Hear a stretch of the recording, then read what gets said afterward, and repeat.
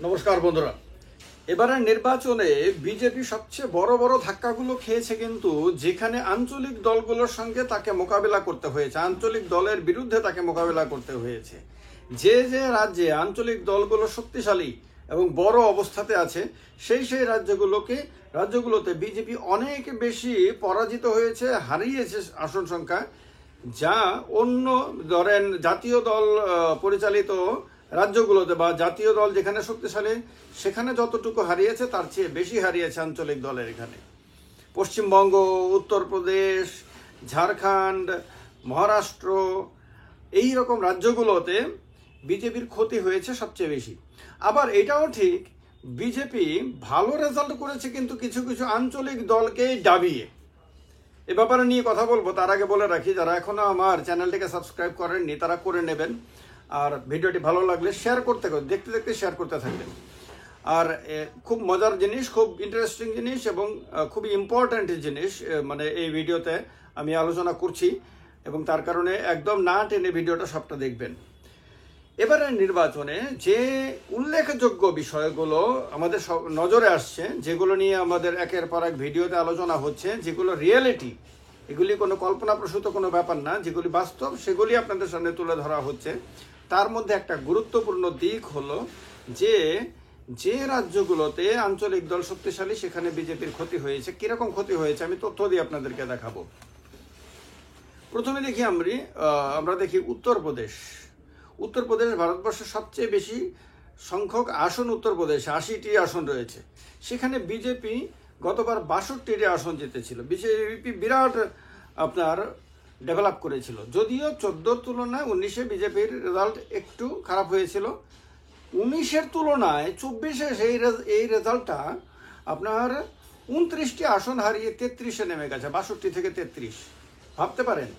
এবার দেখেন, এই উত্তরপ্রদেশে বিজেপিকে সবচেয়ে বেশি মোকাবেলা করতে হয়েছে, সবচেয়ে বেশি কুপকাত করেছে কিন্তু একটি আঞ্চলিক দল সমাজবাদী পার্টি। আঞ্চলিক দল সমাজবাদী পার্টির যে রাইজ হয়েছে আবার নতুন করে আঞ্চলিক দলের নেতা অখিলেশ যাদবের নেতৃত্বে, সেটা কিন্তু বিজেপিকে একেবারে মারাত্মক ভাবে আঘাত দিয়ে, কিন্তু যে আঘাত সারা দেশে প্রভাব বিস্তার করে ফেলেছে। আগামী দিনে রাজনীতিতেও এই আঘাত সামলিয়ে আরেকবার মাথা তুলে দাঁড়ানো বিজেপির জন্য ভীষণ কঠিন হয়ে যাবে। তো এইটা উত্তরপ্রদেশে ঘটেছে। তারপরে আপনারা যদি দেখি পশ্চিমবঙ্গে বিজেপি 2 থেকে 18-তে চলে গেছিল 2019-এ। এইবারে অনেকের প্রত্যাশা ছিল যে বিজেপি আঞ্চলিক দল তৃণমূল কংগ্রেসকে অনেক নিচে দাবিয়ে দেবে এবং বিজেপির আসন সংখ্যা আরও বেশি হবে, ডাবল যদি নাও হয় ডাবলের কাছাকাছি চলে যাবে।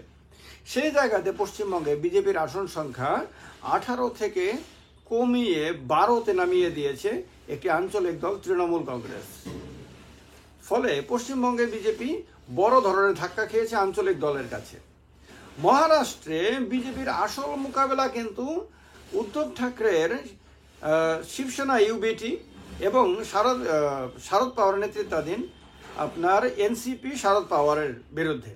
সেখানে কংগ্রেস তাদের সহযোগী দল, কিন্তু দেখা গেছে এই আঞ্চলিক দলগুলোর দাপটের সামনে বিজেপি নিজের যে 23টি আসন ছিল 2019 সালে জিতেছিল বিজেপি, সেই 23টি আসন ধরে রাখতে পারেনি। সেইখান থেকে বিজেপি এক লাফে নেমে 9-এ দাঁড়িয়ে গেছে। বিরাট বড় ডাবলের অর্ধেকের কম পেয়েছে মহারাষ্ট্রে। এই ধাক্কা সারা ভারতবর্ষের হিসাবে প্রভাব বিস্তার করে ফেলেছে, এবং এই ধাক্কা সামলে আরেকবার মহারাষ্ট্রে সোজা হয়ে দাঁড়ানো ভীষণ কঠিন, এটা বিশেষজ্ঞরা সবাই মনে করছেন। বিহারে বিজেপি বড় ধাক্কা খায়নি, কিন্তু ধাক্কা খেয়েছে। কিরকম ধাক্কা খেয়েছে?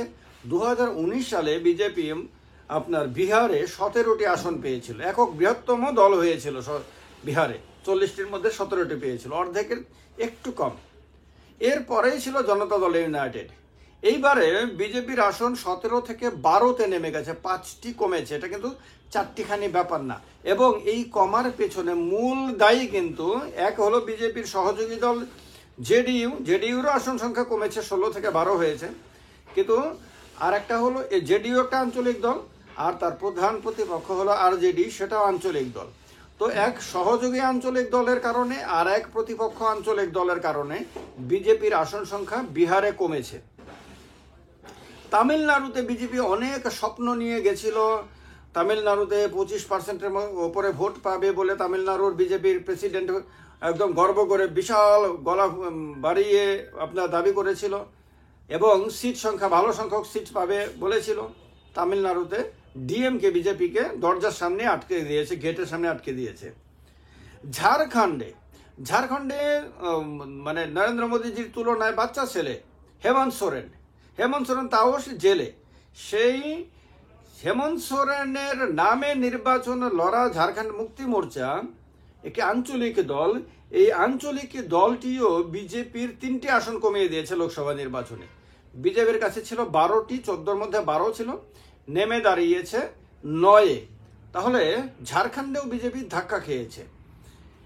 এবার বিজেপির লাভ কোথায় কোথায় হয়েছে? বিজেপির লাভ হয়েছে উড়িষ্যাতে আঞ্চলিক দলের বিরুদ্ধেই বিজেপির মূলত লড়াই।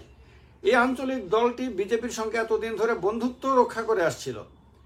বিজেপির অসুবিধা হয় এমন কোনো কাজ উড়িষ্যার বিজু জনতা দল বা বিজেডি করেনি, কিন্তু পরিণামে তাদের অবস্থা একদম করুণ করে দিয়ে বিজেপি এবার 21টি লোকসভা আসনের মধ্যে 20টি জিতেছে। বিজেপির 12টি প্লাস হয়েছে, 12টি আসন গতবারের তুলনায় এবারে বেশি জিতেছে বিজেপি উড়িষ্যাতে। এখানে বিজেপির লাভ হয়েছে। তেলেঙ্গানাতে বিজেপির লাভ হয়েছে। এই তেলেঙ্গানাতেও সেখানকার ক্ষমতাসীন বিআরএস বা ভারত রাষ্ট্র সমিতি, কে চন্দ্রশেখর রাওয়ের পার্টি, এই পার্টিও বিজেপির সঙ্গে মিত্রতার সম্পর্ক রেখেই চলছিল। লোকসভাতে রাজ্যসভাতে যখন এই বিজেপির দরকার হয়েছে এরা মানে একেবারে বিনা শর্তে সমর্থনের হাত বাড়িয়ে দিয়েছে। এই বন্ধুত্বের খেসারত তাদেরও দিতে হয়েছে। সেখানেও বিজেপির কাছে 4টি ছিল, আরও 4টি প্লাস হয়ে বিজেপি 8-এ চলে গেছে। তাহলে উড়িষ্যাতে এবং আপনার তেলেঙ্গানাতে বিজেপির প্লাস হয়েছে, বিজেপির লাভ হয়েছে, কিন্তু বাকি অনেকগুলি রাজ্যে বিজেপির আঞ্চলিক দলের কাছে বড় ধরনের ক্ষতির মুখোমুখি হতে হয়েছে, হিসাবে তা স্পষ্ট। এবার চন্দ্রবাবু নাইডুর অন্ধ্রপ্রদেশে টিডিপি কি করেছে? টিডিপি সম্ভবত একমাত্র দল যে দল শিক্ষা নিয়েছে বিজেপির বিভিন্ন আঞ্চলিক দলগুলোকে বিজেপি কিভাবে আপনার খেয়ে নেয়, বড় মাছ যেমনভাবে ছোট মাছগুলোকে খায় তেমনভাবে খেয়ে নেয়, এটা ভালো করে শিক্ষা নিয়ে চতুর বুদ্ধিমান আপনার এই চন্দ্রবাবু নাইডু কি করেছেন, বিজেপিকে শুরুতেই এমন একটা শিক্ষা দিয়েছেন যে তুমি বাবু এখানে জুনিয়র না, একেবারে ক্ষুদ্রতম পার্টনার হিসেবে থাকো। তুমি এখানে সোজা হয়ে দাঁড়ানোর চেষ্টা করো না, আমি তোমাকে সোজা হয়ে দাঁড়াতে দেবো না। এই একটা অ্যাটিটিউড নিয়ে তিনি অন্ধ্রপ্রদেশে বিজেপিকে প্রভাবহীন ক্ষুদ্র শক্তি বানিয়ে দিয়েছে। বিজেপি মাত্র 3টি আসন পেয়েছে। ফলে অন্ধ্রপ্রদেশে বিজেপি পুরোপুরি টিডিপির ওপর নির্ভরশীল। বিজেপির কিচ্ছু করার নাই। চন্দ্রবাবু নাইডুর সরকার, রাজ্য সরকার বিজেপির ওপরে নির্ভরশীল না। আবার দিল্লিতে চন্দ্রবাবু নাইডুর ওপরে বিজেপির নেতৃত্বাধীন এনডিএ সরকার নির্ভরশীল। এই রকম একটা অবস্থা চন্দ্রবাবু নাইডু অন্ধ্রপ্রদেশে বিজেপিকে করে দিয়েছে। তো এই যে আঞ্চলিক দলগুলোকে ধীরে ধীরে রাজনীতির মানচিত্র থেকে অপাঙ্গিতেয় করে দেওয়া, প্রায় মুছে দেওয়া বিজেপির মূলত রাজনৈতিক পলিসি ছিল। এটা অটল বিহারী বাজপেয়ী, এলকে আদবানির সময় থেকেই তারা চেয়েছিল ভারতে দুইটি বড় রাজনৈতিক দল থাকবে, একটি বিজেপি থাকবে, একটি কংগ্রেস থাকবে। যেমনভাবে আপনার আমেরিকাতে আমরা জানি রিপাবলিকান পার্টি আর ডেমোক্রেটিক পার্টি এবং প্রেসিডেন্সিয়াল ফর্ম অফ গভর্নমেন্ট, সেখানে কোনো প্রধানমন্ত্রী নাই। তো তাদের মূলত পরিকল্পনা কিন্তু ছিল যে ভারতেও ধীরে ধীরে আঞ্চলিক দলগুলোকে মিটিয়ে দিয়ে এমন একটা রাজনৈতিক পরিস্থিতি ক্রিয়েট করা যেখানে দুটো বড় রাজনৈতিক দল থাকবে আর বাকি সব ক্ষুদ্র অর্থহীন, প্রভাবহীন বাকি অনেক রাজনৈতিক দল থাকলে কোনো অসুবিধা নাই। আর একটা সময়ে ভারতেও যদি প্রেসিডেন্সিয়াল ফর্ম অফ আপনার গভর্নমেন্ট করা যায় সংবিধান সংশোধন করে, তাহলে আপনার কি হবে, একবার 5 বছরে রাষ্ট্রপতি নির্বাচিত হবে। রাষ্ট্রপতি নির্বাচিত হলে পরে তিনি তার মন্ত্রিসভা গঠন করবেন।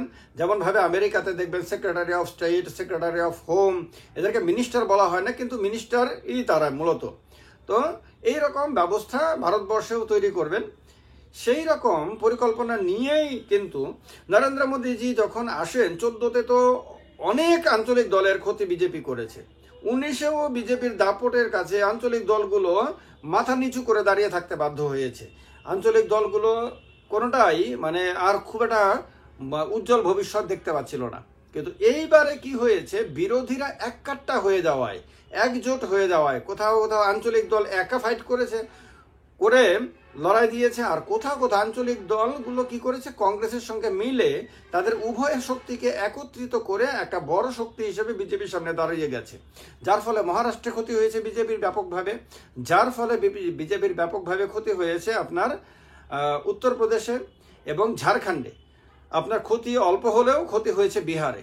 তো এই চিত্রটা ভবিষ্যতের রাজনীতির একটা দিশা নির্দেশ করছে, এবং যার ফলে বিরোধীরা উৎসাহিত হয়েছে এবং তারা বুঝতে পেরেছে যে তারা যদি ঐক্যবদ্ধ থাকে তাহলে তাদের পক্ষে বিজেপিকে কুপঘাত করা সম্ভব, ক্ষমতাচ্যুত করা সম্ভব, দুর্বল করা সম্ভব, পরাজিত করা সম্ভব। আর তার কারণে দেখবেন আপনারা লোকসভা নির্বাচনের পরে বিরোধীরা যত দিন যাচ্ছে তারা আরো বেশি করে ঐক্যবদ্ধ হচ্ছে, তারা একজোট হয়ে লড়াই করছে।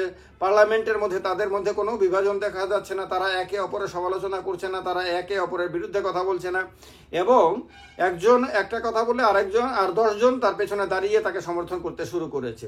তো একবার তারা এই ইউনিটির মজা পেয়ে গেছে। আর বিরোধীরা যত বেশি ইউনিটির মজা পাবে বিজেপির এবং এনডিএর তত বেশি সমস্যা হবে। আঞ্চলিক দলগুলো তার স্পষ্ট প্রমাণ এবারের নির্বাচনে দিয়ে দিয়েছে। এ ব্যাপারে আপনাদের কোনো মন্তব্য থাকলে অবশ্যই কমেন্ট বক্সে কমেন্ট করে জানাবেন। ভালো লাগলে ভিডিওটি বন্ধুদেরকে বঞ্চিত হতে দেবেন না, আর কি বন্ধুদেরকেও শেয়ার করে দেখার ব্যবস্থা করে দেবেন। নমস্কার, জয় হিন্দ।